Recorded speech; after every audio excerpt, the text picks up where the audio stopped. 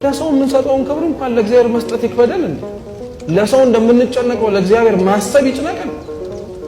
ባኖረን ባበላን ባጠጣን ሰው ሊያደርግልን የማይችለውን ነገር በሙሉ ባደረገልን አንዲትም ቅንጣት ዞርም ብለን ማየት አንፈልግም። እሱ እግዚአብሔር አሁን ያልቀረበ ይመስላችኋል? አለ እኮ በዮሐንስ ራእይ ላይ ደጅ ቆሜ በር ላይ ሆኜ አንኳኳለሁ፣ ማንም ሊከፍትልኝ የሚፈልግ ቢኖር ገብቼው ምን አደርጋለሁ እና እየጠበቀ ነው ማለት ነው። ንስሐ ገብተን እስከምናስገባው ክርስቶስ የፈጠረውን ሰውነት እየለመነ ነው። አቤት ትዕቢታችን! እውነት ደጁን ሳንኳኳ መግባት የሚችል አምላክ እኮ ለሱ ድንቁም አይደለም። የተዘጋ ደጅ ውስጥ አይደል እንዴ ገብቶ ሰላም ለእናንተ ይሁን ያለው? የኛን ደጅ መክፈት ለምን የከበደው ይመስላችኋል?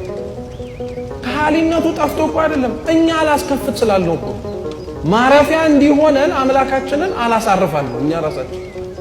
እሱ ራሱ እኮ እኛን ለማግኘት እንዴት እንደሚደቅ የማይገባበት ቋጥኝ የለም። የጠፋውን በግ ይፈልገው የነበረው እረኛ በጉን እስከሚያገኘው ድረስ ተራራውን፣ ሸንተረሩን፣ ጋራውን፣ ቁልቁለቱን ያለው ወረደ። ክርስቶስ እኛ ውስጥ ለማረፍ እንዲደክማል ታውቃላችሁ። እኛ ውስጥ ለማረፍ ማለት ነው። ይሄ ሰውነት የምንጸየፈው ሰውነት ውስጥ እኛ የምንጠላው ሰውነት ውስጥ ክርስቶስ ማረፍ ይፈልጋል።